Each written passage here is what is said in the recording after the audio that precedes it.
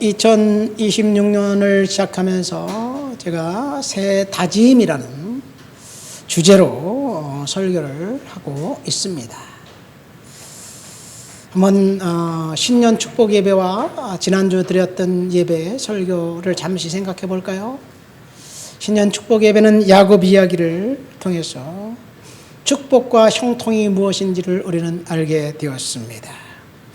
우리는 축복하면 하는 일마다 잘 되고 우리가 원하는 대로 모든 일들이 착착 이루어지는 것을 축복이라고 생각합니다.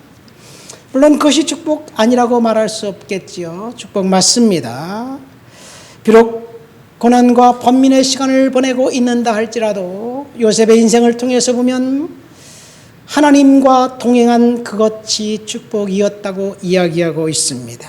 요셉은 하는 일마다 꼬꾸라졌고 하는 일마다 잘 안 되었습니다. 매일 점점 더 나빠졌습니다. 부잣집 상속자 도련님에서 어느 날 갑자기 형님들에게 배신을 당해서 노예 경매시장에 이제 가판대 위에 올려지더니 노예로 팔리고 노예 생활도 어느 정도 적응됐다 싶었더니 강간 미수범이 되어서 감옥에 갇혔습니다. 1년의 가정을 보면 단 하루도 비전이 보이는 날이 없었습니다. 매일 점점 더 나빠졌습니다. 그러면 매일 점점 더 나빠지면 저주가 아닌가요? 우리는 하나님의 은혜가 임하면 매일매일 조금씩 더 좋아져야 된다고 생각하는데 요셉의 경우는 매일 점점 더 나빠졌습니다. 그런데 그것을 성경은 요셉의 인생이 형통한 과정이라고 이야기합니다. 여러분, 요셉은 매일 점점 더 나빠졌지만 딱 한 가지 하나님을 믿는 믿음을 붙들고 있었습니다. 결코 흔들리지 않았습니다. 하나님을 신뢰했습니다. 하나님과 형통했습니다. 이것이 축복이었습니다. 저와 여러분들의 인생이 매일 점점 더 나빠지는 것 같다 할지라도 하나님과 동행하면 그것이 형통이라는 사실을 믿으시기를 예수님의 이름으로 축원드립니다. 두 번째, 지난주에는 우리가 이제 누가복음 12장을 통해서 걱정하지 말아라, 염려를 날려버리라 하는 말씀을 드렸습니다. 여러분, 주님은 저와 여러분들에게 목숨을 위하여 무엇을 먹을까, 몸을 위하여 무엇을 입을까 염려하지 말아라. 내일 걱정은 그날에 염려하고 걱정해라. 그런 이야기예요. 왜 그렇습니까? 목숨이 이 몸보다 중요하고 그리고 의복보다 몸이 더 중요하다는 것을 이야기합니다. 음식보다 목숨이 중요하고 의복보다 몸이 더 중요하다. 정작 중요한 것이 무엇인지 생각해 보라는 이야기입니다. 하나님께서 까마귀와 들풀을 먹이시고 입히시는 그 하나님이 하물며 너희일까 보냐. 우리는 하나님의 자녀들입니다. 하나님의 아들이고 딸입니다. 아들과 딸에 대한 부모님의 관심은 여러분들 부모는 모두 다 알겠지요. 염려함으로 이룰 수 있는 것이 아무것도 없다는 것을 알라고 경고합니다. 우리는 염려, 걱정, 근심하면서 전전긍긍하고 살아가고 있습니다. 매일매일 염려가 됩니다. 원하는 것을 그러면 다 이뤘다고 염려가 없어질까요? 염려에서 해방될 수 있는 방법은 딱 한 가지예요. 염려를 주님 앞에 내려놓는 것밖에 없습니다. 돈이 많은 사람은 염려가 없을 것 같지만 돈이 많은 사람들은 돈이 없는 사람들보다 더 염려해요. 권력을 가진 사람은 권력 가졌기 때문에 뽀대나게 사는 것 같지만 그 권력을 유지하기 위해서 더 염려하며 살아가고 있습니다. 그럼 왜 염려와 걱정 속에서 우리가 고달픔을 삶을 살고 있느냐? 그것은 자신을 비관적으로 바라보기 때문에 그래요. 지금 내 상태를 보니까 내 미래는 잘 될 리가 턱이 있겠나. 지금 돈이 없기 때문에 내 미래는 비참할 것이다. 지금 당장 내가 원하는 것이 이루어지지 않는데 뭐 미래가 나에게 희망이 보이냐? 그런 생각 때문에 염려되는 거예요. 그런데 미래에 어떻게 될 수 있는지 누가 알겠습니까? 아무도 모릅니다. 그래서 저는 그것을 뭐라고 말했어요? 자가발전식 믿음이라고 그랬어요. 지금 염려하는 것도 믿음입니다. 그래서 우리는 하나님 앞에 염려를 내려놓고 걱정을 날려버려야 될 줄 믿습니다. 오늘 우리는 사무엘 이야기를 통해서 새 결단, 새 다짐 두 가지를 생각해 보려고 합니다. 여러분, 사무엘 혈통으로 보나 출생 배경으로 보나 그는 보잘것없는 가문의 출신이었어요. 엘리 제사장은 정통적인 제사장 가문에 태어난 그 아들들, 부모님 잘 둬서 제사장 역할을 하면서 세상을 뻗어나게 살아가는데, 사무엘은 성경 민수기에 보면 모세와 아론을 대적해서 반역해서 저주받은 일당이 있어요. 누구예요? 고라라는 사람입니다. 사무엘은 고라의 후손이에요. 고라를 따르던 사람들이 다, 고라의 자손들이 다 아버지를 뜻을 따라 그 모세와 아론을 대적한 게 아니에요. 몇 명은 살아났습니다. 고라의 후손입니다. 고라는 저주의 대명사입니다. 그러나 몇몇 살아남은 고라의 후손들은 훗날 시편에 예루살렘 성전의 성가대원으로, 성가대장으로, 하나님을 찬양하는 찬양단의 일원으로 하나님 앞에 충성을 다해 하나님을 섬겼던 사람입니다. 그러나 제사장은 아닙니다. 당시 제사장은 엘리라는 사람이었습니다.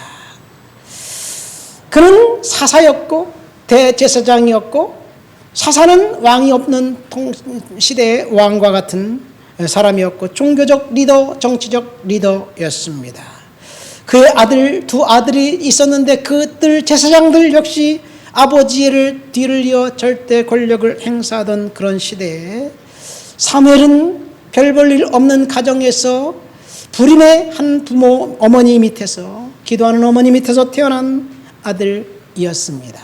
왜 하나님이 사무엘을 눈여겨보았느냐? 그것은 이 당시 기득권층이었던 엘리 제사장, 사사였고 대제사장이었고 정치 리더였던 그 가문이 하나님을 멸시했고 하나님을 이제 무시했던 그런 죄를 저질렀기 때문입니다. 엘리 제사장의 두 아들 홈리와 비느하스, 이 제사장들이 지은 죄는 딱 두 가지였어요. 첫 번째는 음란이었습니다. 음란이 클까? 두 번째 죄가 큰지 첫 번째 죄가 큰지 모르겠어요. 다 아주 하나님 앞에 심각한 죄였습니다. 위계를 이용해서 성전에서 수종드는 여성들을 그루밍 성폭행을 저질렀습니다. 문제는 자신의 아들들이 그루밍 성폭행을 저지른 것을 아버지였던 엘리 제사장도 알았습니다. 그리고 그는 자식들의 저지른 죄를 침묵으로 덮으려고 했습니다. 어디서 많이 들어봤던 내용 아니에요? 오늘날도 우리가 잘 모르는 한 곳에서 그런 일들이 지금도 벌어지고 있습니다. 현재 진행 중이에요. 사람들은 속일 수 있을지 몰라도 하나님은 속일 수 없습니다. 두 번째, 홈리와 비느하스는 하나님께 드릴 제물을 사적으로 착복했습니다. 신도들이 제사 드리기 위해서 갖고 온 짐승, 동물, 여기서 말하는 동물은 번제는 다 태워드리니까 제사장이 갈 분깃이 없어요. 화목제는 이 제사장에게 드릴 넓적다리 부분과 일부분만 빼고 제사 드리는 사람이 이제 갖고 가기 때문에 제사장에게 들어갈 분깃도 별반 있지 않습니다. 그는 무슨 제물일까 모르겠어요. 아마 화목제 제물이 아닌가. 제사장에게 드릴 제물, 하나님께 드리기 전에 제사장은 생고기를 원한다 그러면서 하나님께 드리기 전에 착복했습니다. 이게 제사장들이 성전에서 시스템을 이용해서, 권력을 이용해서 남용한 거예요. 그들에게 하나님이 있었을까요? 하나님은 보이지 않았습니다. 그래서 하나님을 멸시했습니다. 더 중요한 사실은 엘리 제사장 그 아버지가 이를 또 알았습니다. 그러나 아버지는 이렇게 말하는 것이 전부였습니다. 내 아들들아, 그렇게 하지 말아라. 내게 들리는 소문이 좋지 않다.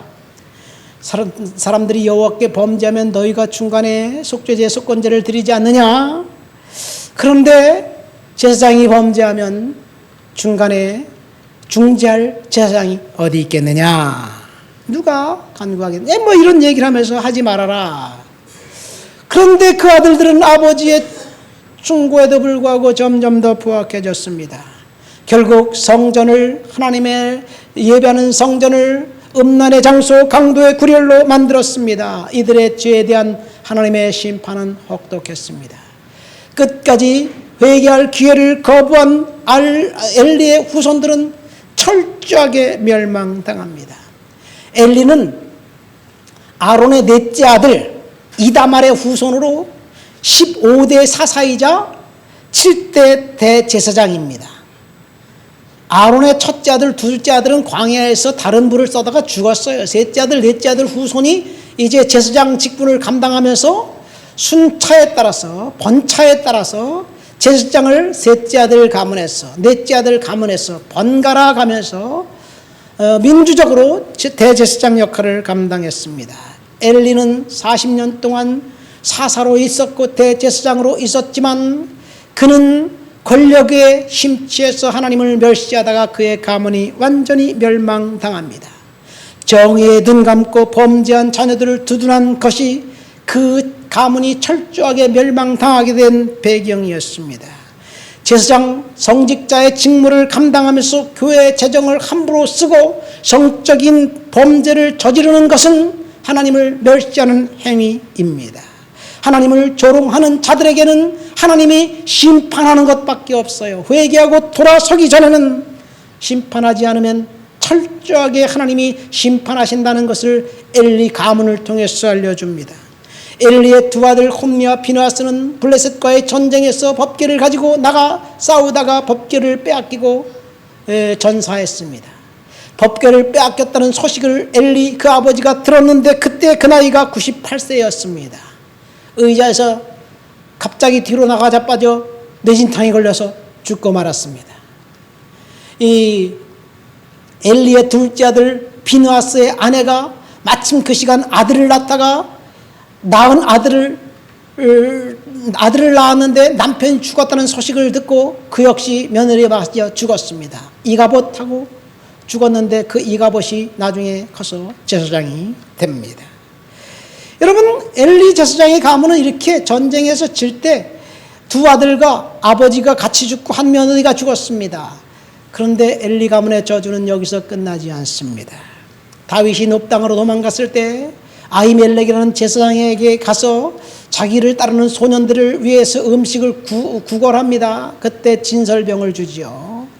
그리고 다윗이 죽였던 골리앗의 칼을 받아가지고 갑니다. 그 광경을 본 이제 사람들이 사울 왕에게 구해서 고자질을 해서 놉 땅에 있었던 제사장 가족들 85명을 일시에 다 죽여버리는데 이 사람들이 엘리의 후손들입니다.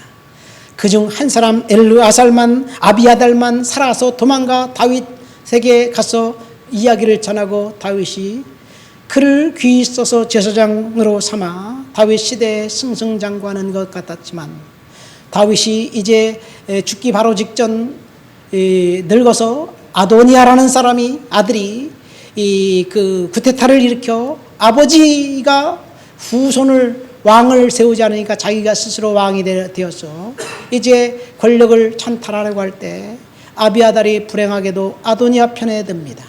근데 아도니아는 왕이 될 수가 없었어요. 다윗 왕이 솔로몬을 왕으로 지적하고 죽습니다.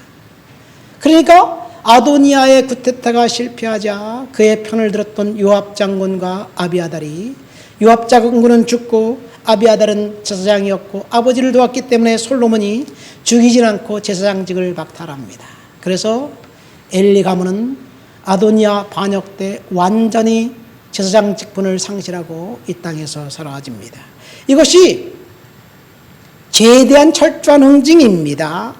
이후 솔로몬 시대에 대제사장은 오직 사독을 통해서 대제사장이 되는데, 이 사독은 아론의 셋째 아들의 후손이에요. 이후 사독 계열의 제사장들만 남아 있습니다. 훗날 사독의 후손들이 사두개인들이 됩니다. 어쨌든 제가 왜 이런 얘기를 하느냐, 첫 번째 새 다짐을 이야기하기 위한 거예요. 오늘 우리 본문 19절부터 21절까지 읽어볼까요? 본문 사무엘상 12장 19절부터 21절을 읽겠습니다. 모든 백성이 사무엘에게 이르되 당신의 종들을 위하여 당신의 하나님 여호와께 기도하여 우리가 죽지 않게 하소서. 우리가 우리의 모든 죄의 왕을 구하는 악을 더하였나이다. 사무엘이 백성에게 이르되 두려워하지 말라. 너희가 과연 이 모든 악을 행하였으나 여호와를 따르는 데서 돌아서지 말고 오직 너희의 마음을 다하여 여호와를 섬기라. 돌아서서 유익하게도 못하며 구원하지도 못하는 헛된 것을 따르지 말라. 그들은 헛되니라. 여기 보면 백성들이 사무엘 선지자에게 찾아와 우리를 위해서 기도해달라고 그렇게 요청합니다. 그러니까 사무엘 선지자가 두려워하지 말라. 과연 너희가 이 모든 악을 행하였으나, 여러분 무슨 말입니까? 이스라엘 백성들이 지금 악을 행해서 범죄해서 지금 전쟁이 일어났어요. 암몬 사람이 이스라엘을 침략했습니다. 그들이 지은 범죄는 왕을 구하는 죄였어요. 어쨌든 백성들이 범죄하자 이제 하나님께서 그 죄의 대가로 전쟁이 일어나겠고, 전쟁이 일어나자 사람들이 자신의 행위를 하나님 앞에 고백하며 회개하기 시작했고, 사무엘 선지자에게 찾아와 우리를 위해서 기도해달라고, 우리가 죽지 않게 해달라고 요청합니다. 여러분, 그러니까 2026년 오늘 본문을 통해서 주시는 첫 번째 새 결단은 철저한 회개입니다. 잘못하는 사람이 어디 있겠어요? 죄짓지 않는 사람이 어디 있겠어요? 욕심에 이끌려 살지 않는 사람이 어디 있겠어요? 좋습니다. 그러나 죄를 깨닫는 순간 우리는 철저하게 하나님 앞에 회개해야 그 다음에 비로소 소망이 생기고 희망이 생긴다는 사실을 믿으시기를 예수님의 이름으로 축원드립니다.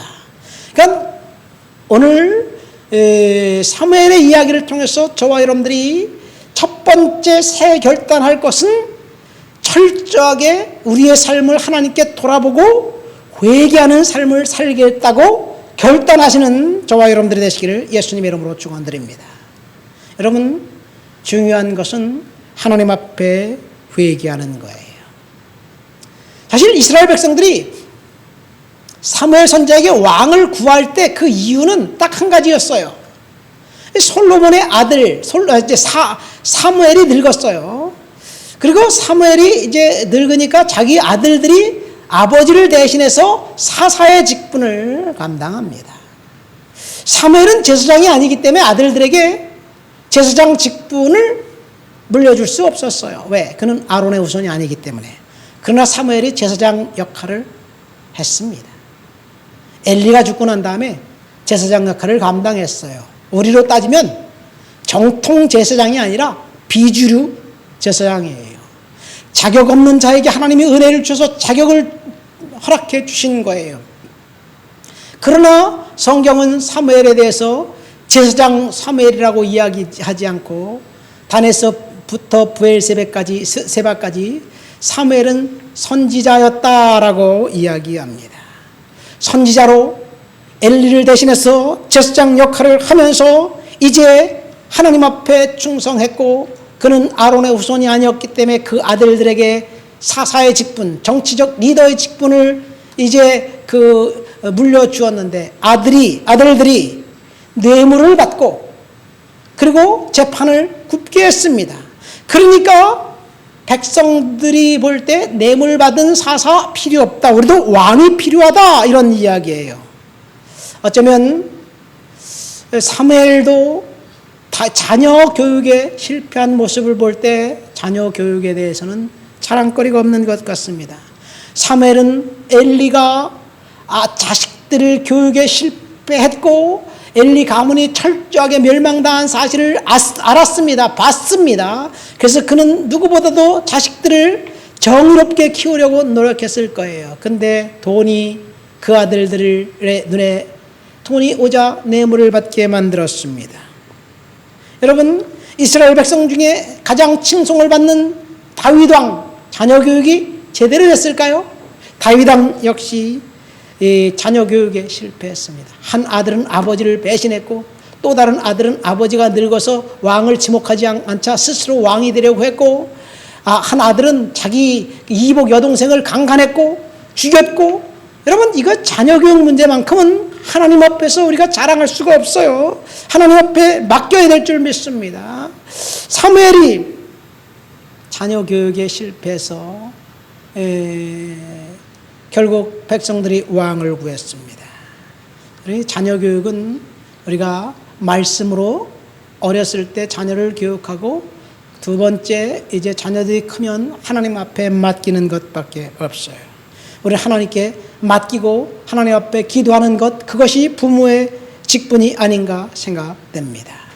당시 사무엘이 예루살렘 그 성전에 엘리의 제사장 성전에서 클 때, 그때를 성경은 이렇게 이야기합니다. 하나님의 말씀이 시귀했다. 영적으로 굉장히 혼탁한 시대였습니다. 엘리가 제사장으로 있으면서 말씀이 시귀한 시대였습니다. 대제사장 역할을 제대로 감당하지 못했기 때문입니다. 이런 때 그런 문화에 젖어 있던 사무엘 아들조차 이제 뇌물을 받고 재판을 굽게 했기 때문에 결국 이스라엘 백성들이 왕을 구하게 됩니다. 여러분, 이 일로 인해서 하나님 앞에 그들은 범죄했고 하나님은 심판하셨어요. 암몬 사람 나하스가 이스라엘 치러 올라오자 백성들이 깨달았습니다. 비록 우리가 뇌물 받은 사사 때문에 왕을 구한 것, 그것이 정당한 것 같지만 하나님 앞에 먼저 기도해야 했었다는 사실을 깨닫고 그들은 하나님 앞에 범죄했음을 깨닫고 사무엘에게 찾아와 용서를 구합니다. 회개합니다. 전쟁이 임하자 백성들이 하나님께서 진노했다는 것을 눈치챘습니다. 그래서 사무엘에게 달려와 지은 죄를 자복하고 회개하기 시작했습니다. 죄를 지으면 막바로 재난과 고난이 우리에게 임한다는 사실을 아시기를 예수님의 이름으로 축원드립니다. 고난과 재난이 임할 때 먼저 살펴볼 것은 왜 내가 이런 일을 겪어야 하지? 정말 하나님 불공평하다, 그렇게 생각할 것이 아니라 하나님, 내가 하나님 앞에 무슨 죄를 잘못했나요? 우리 자신을 하나님 앞에 돌아보는 것, 이것이 우리가 해야 할 첫 번째 일입니다. 이스라엘 백성들이 볼 때 잘못 저지른 것은 우리가 아닌데요, 사사가 뇌물을 받고 재판을 굽게 했는데요, 그러니까 우리가 당연히 왕을 구하는 것 당연히 정당한 권리 아닙니까? 이렇게 생각할 수도 있어요. 그러나 우리의 중심에서 볼 때 정당한 것 같아도 그것이 하나님 보기에 정당할까라는 것을 찾아보는 것, 그것이 우리가 해야 될 일일 줄 믿습니다. 어쨌든 하나님 앞에 이스라엘 백성들이 범죄하자 전쟁이 일어났습니다. 그리고 사무엘에게 달려와 기도하고 이제 회개하자 다시 하나님은 저주를 걷어 가셨습니다. 회개가 축복의 시작입니다.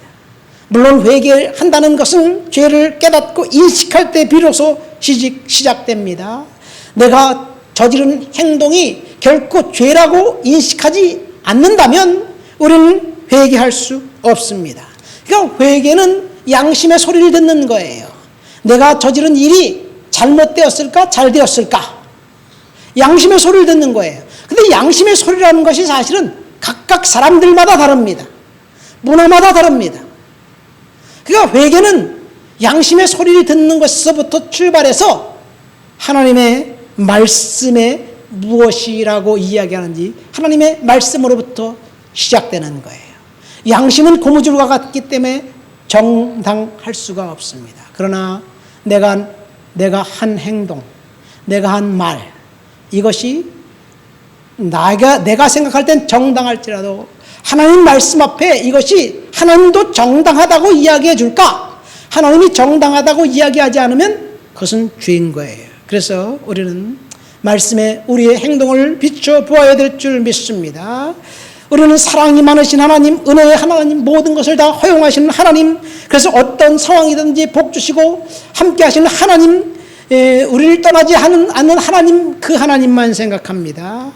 그러나 우리는 하나님 앞에 회개하지 않은 죄인은 하나님이 결코 묵과하지 않는 하나님임을 아시기를 예수님의 이름으로 축원드립니다. 물론 하나님은 사랑이 많으신 하나님이에요. 탕자의 비유를 보세요. 그 탕자 페루나 그 아들이 돌아오자 아버지는 모든 것을 다 묵과하고 그냥 아들아 잘 왔다 용서해 주셨습니다. 여러분, 탕자가 용서받은 것은 회개하고 돌아왔기 때문입니다. 그래서 은혜가 임했고 그래서 다시 아버지와 관계가 시작된 거예요. 그렇다고 그가 허비한 재산은 다시 아버지가 그에게 줬나요? 그 큰아들이 탕자가 돌아왔다고 아버지가 잔치를 벌리는 것을 불평해서 아버지에게 투덜댑니다. 그때 아버지가 그 큰아들에게 뭐라고 얘기합니까? 야, 내게 있는 것이 다 네 건데 네가 한 번이라도 나에게 잔치를 친구들을 불러서 잔치하겠다고 이야기를 했느냐? 내게 있는 건 다 내 거다 그렇게 얘기하셨어요. 그러니까 여러분, 그 큰아들은 그 집에 살고 있으면서 여전히 아버지의 유산을 물려받을 상속자입니다. 하나님께서 탕자는 하나님께 돌아왔기 때문에 하나님께서 용서해 주시는 거예요. 하나님께서 돌아온 탕자, 돌아온 회개한 그 아들에게 하나님께서 다시 은혜를 입혀 주었어요. 순종한 성도들에게 축복은 자손 1000대까지 임합니다. 그러나 불순종하고 죄를 지어 회개를 거부한 사람들에게 그 후손들에게 저주는 3, 4대까지 임합니다. 그것이 성경의 약속이에요.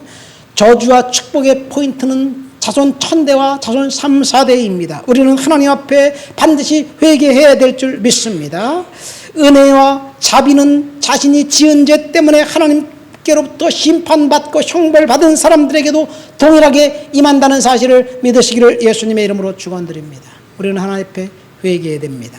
두 번째, 오늘 본문을 통해서 주실 결단은 여호와 사무엘이 백성들에게 뭐라고 이야기했는지 22절부터 25절까지 한번 본문을 읽어보도록 하겠습니다. 여호와께서는 너희를 자기 백성으로 삼으신 것을 기뻐하셨으므로 여호와께서는 그의 크신 이름을 위해서라도 자기 백성을 버리지 아니할 것이요. 23절, 나는 너희를 위하여 기도하기를 쉬는 죄를 여호와 앞에 결단코 범하지 아니하고 선하고 의로운 길로 너희를 가르칠 것인즉 너희는 여호와께서 너희를 위하여 행하신 그 큰 일을 생각하라. 오직 그를 경외하며 너희의 마음을 다하여 진실히 섬기라. 만일 너희가 여전히 악을 행하면 너희와 너희 왕이 다 멸망하리라. 그러니까 오늘 본문을 통해서 주시는 두 번째 결단은 사무엘이 백성 앞에 기도한 그 고백한 것, 다짐한 것. 나는 너희를 위하여 기도하기를 쉬는 죄를 여호와 앞에 결단코 범하지 않겠다. 무슨 말입니까? 사무엘처럼 올해 2026년도 끝까지 하나님 앞에 기도하기를 결단하고 기도하는 저와 여러분들이 되시기를 예수님의 이름으로 축원드립니다. 올해는 무엇을 하든지 하나님 앞에 기도하겠다 결단한다면 하나님께서 저와 여러분들의 기도를 통해서 응답해 주실 거예요. 그러고 보니까 사무엘서 9절은 기도로 시작해서 기도로 끝납니다. 사무엘상 1장, 2장은 누가 기도했어요? 한나가 기도했습니다.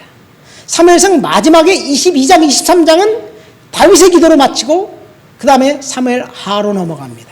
오늘 우리가 읽은 본문 딱 사무엘상 12장 딱 중간에는 누구의 기도가 있느냐? 사무엘 선지자의 기도가 있습니다. 나는 너희를 위하여 기도하기를 쉬는 죄를 범하지 않겠다. 오직 여호와를 두려워하고 그만 진실히 섬겨라. 만일 너희가 악을 행하면 너희는 멸망할 것이다. 이것이 사무엘의 중보 기도입니다. 사무엘은 국가적 위기 앞에서 중보 기도자로 서 있었습니다. 그 결과 암몬과의 전쟁은 슬그머니 끝나고 말아요. 그냥 끝나고 말아요. 사무엘상 13장에 가면 이 사울이 왕이 되고 블레셋과의 전쟁에서 사울이 왕이 되면서 이제 정복하는 장면이 나와요. 암몬과의 전쟁은 언제 끝나는지 모르게 끝납니다. 왜 끝나느냐? 사무엘이 기도했기 때문에 그렇습니다. 여러분, 기도하는 성도들의 기도를 듣고 어떤 위기가 닥친다 할지라도 그 위기가 소리 소문 없이 사라진다는 사실을 믿으시기를 예수님의 이름으로 축원드립니다. 우리가 기도할 때 우리의 자녀들이 위기 가운데 구출받게 될 것입니다. 그래서 저는 날마다 우리의 아이들을 위해서 기도하고 성도들을 위해서 기도합니다. 중보기도대로 서 있는 거예요. 매년 1월이면 제가 여러분들에게 기도 제목을 써서 내라고 이야기합니다. 왜 그러냐? 제가 중보기도대로 서서 여러분들과 하나님 사이에 서서 중보기도 역할을 하기 위함이에요. 기도 제목 써내시기 바랍니다. 중보기도가 굉장히 중요합니다. 다니엘이 중보기도자로 서서 예루살렘 쪽 향한 창문을 열고 하나님 앞에 기도할 때 하나님께서 역사를 흔드셨고, 그리고 바벨론이 망하고 페르시아가 이제 등장하면서 바벨론의 포로로 끌려갔던 그 백성들을 어느 날 갑자기 꿈꾸는 것처럼, 야, 예루살렘에서 바벨론으로 끌려 포로로 살던 유대인들, 너희들이 원하는 사람들을 다 가라. 돌아가도 좋다. 가서 성전을 건축해라. 성전 건축할 제목들은 다 내가 너희들에게 주겠다. 이야기하면서 이스라엘 백성들을 돌려보냅니다. 왜 그래요? 다니엘의 중보기도를 통해서 그 일들이 일어난 거예요. 여러분, 저와 여러분들 하나님께서 중보기도자로 세우셨습니다. 기도와 중보는 사실은 약간 달라요. 모든 중보기도는 기도지만 모든 기도가 중보기도는 아닙니다. 중보기도는 하나님과 사람들 사이에 서서 기도하는 거예요. 성경에 보면 예수님이 하나님 우편에 서서 중보기도자로 서 있고 있다는 이야기를 합니다. 하나님께서 역사에 고비마다 중보기도자를 통해서 역사를 바꾸셨다는 사실을 믿으시기를 예수님의 이름으로 축원드립니다. 놀만 그랍이라는 사람이 있어요. 탁월한 중보기도의 사람 리스 하월스라는 책에 보면 이 리스 하월스가 웨일즈 성경대학 학장으로 있을 때 독일의 침공을 받았어요. 당시 영국은 처칠 수상이 지배하고 있었습니다. 통치하고 있었어요.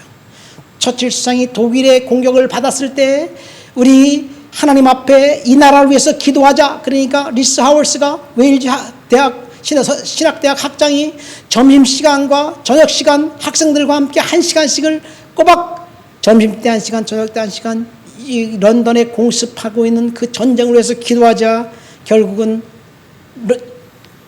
독일의 공격으로부터 영국은 승리하게 됩니다. 남북전쟁 당시 링컨이 국가 기도의 날을 세워놓고 하나님 앞에 기도하자 남북전쟁에서 승리했던 것도 있습니다. 저와 여러분들이 지금 국가와 민족을 위해서 기도할 때 하나님께서 반드시 응답해 주실 줄 믿습니다. 저와 여러분들이 하나님 앞에 국가와 민족을 위해서 기도하는 것 너무 멀다. 나의 자녀들을 위해서 하나님 앞에 중보기도자로 서서 기도한다면 하나님께서 반드시 우리들의 기도를 들어주실 줄 믿습니다.